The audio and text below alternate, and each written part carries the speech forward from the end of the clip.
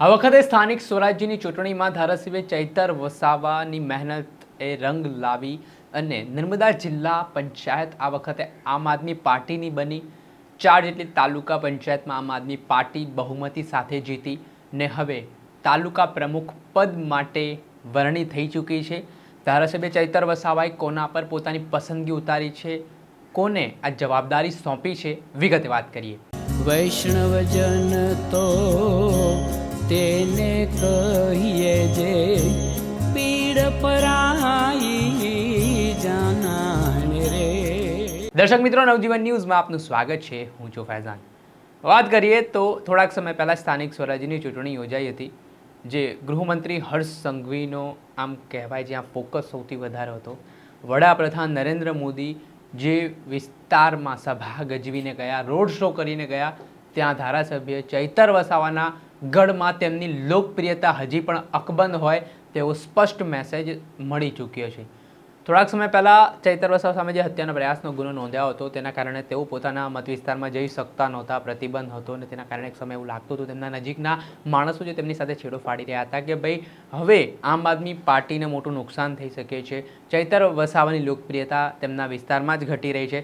પરંતુ આ તમામ પાસાઓ ગણિત ઊંધા પડ્યા છે સ્થાનિક સ્વરાજ્યના ચૂંટણીના પરિણામો જે દિવસે આ તે દિવસે, કેમ કે અહીંયા જોઈએ તો નર્મદા જિલ્લા પંચાયતમાં ભારતીય જનતા પાર્ટીનો દબદબો હતો, તાલુકા પંચાયતો તેમના હસ્તે હતી, ત્યારે આ વખતે એવી પરિસ્થિતિ નિર્માણ પામી, એવો ચક્ર બદલાયો સમયનો કે તાલુકા પંચાયતની સાથે જિલ્લા પંચાયતમાં પણ આમ આદમી પાર્ટીએ બાજી મારી લીધી ને આખો ગેમ બદલી નાખ્યો।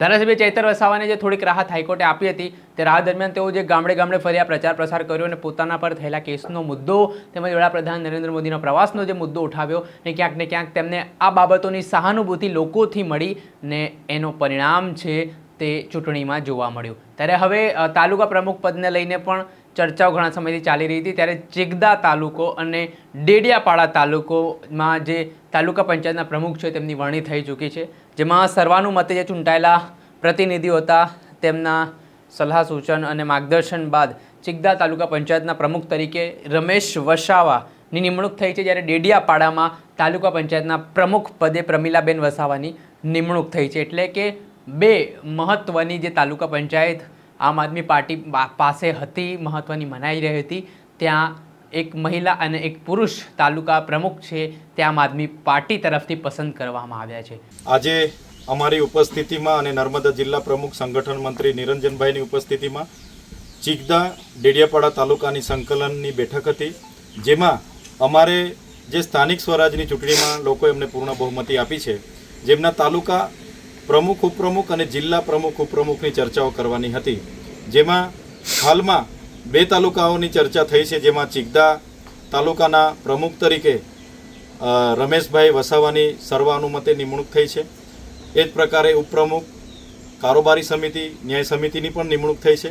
એ જ પ્રકારે ડેડિયાપાડામાં પ્રેમીલાબેન કનુભાઈ વસાવાની તાલુકા પંચાયતના પ્રમુખ તરીકે સર્વાનુમતે વરણી થઈ છે અને એ જ પ્રકારે ઉપપ્રમુખ, કારોબારી અને ન્યાય સમિતિની પણ અમે વરણી કરી છે। સાથે સાથે નર્મદા જિલ્લા પંચાયતના તમામ જિલ્લા પંચાયતના સદસ્યોની ઉપસ્થિતિમાં પણ અમે હમણાં ચર્ચા કરી છે।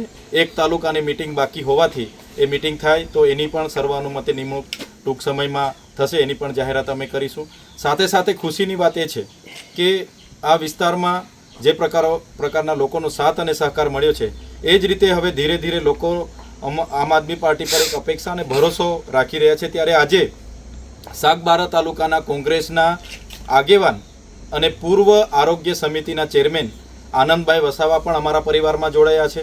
સાથે સાગબારા તાલુકા કોંગ્રેસ સમિતિના પ્રમુખ રાજુભાઈ વસાવા પણ અમારા પરિવારમાં જોડાયા છે। સાગબારા જિલ્લા પંચાયતના હાલના જ ઉમેદવાર, કોંગ્રેસ સમિતિના હાલના જ ઉમેદવાર બહાદુરભાઈ વસાવા પણ અમારી સાથે જોડાયા છે। રાણીપુર કોંગ્રેસના તાલુકા પંચાયતના હમણાં જે ઉમેદવાર હતા એ ઉમેશભાઈ પણ અમારી સાથે જોડાયા છે। એવી જ રીતના અનેક આગેવાનો, કાર્યકરો આમ આદમી પાર્ટીમાં આજે જોડાયા છે, ત્યારે ચોક્કસ અમને આનંદ થયો, એમનું સ્વાગત અમે કર્યું છે। હજી નર્મદા જિલ્લા પંચાયતના પ્રમુખની વરણી બાકી છે। જોવાનું એ રહ્યું કે કોને આ મહત્ત્વની કમાન છે તે ધારાસભ્ય ચૈતર વસાવા સોંપે છે, તે આવનારા સમયમાં ખબર પડશે ને જિલ્લા પંચાયત અને તાલુકા પંચાયતની ચૂંટણીના પરિણામોએ 2027 જે વિધાનસભાની ચૂંટણી યોજાવાની છે તેને લઈને એક સ્પષ્ટ મેસેજ છે તે આદિવાસી વિસ્તારમાં આપી દીધો હોય તેવું પણ મનાઈ રહ્યું છે.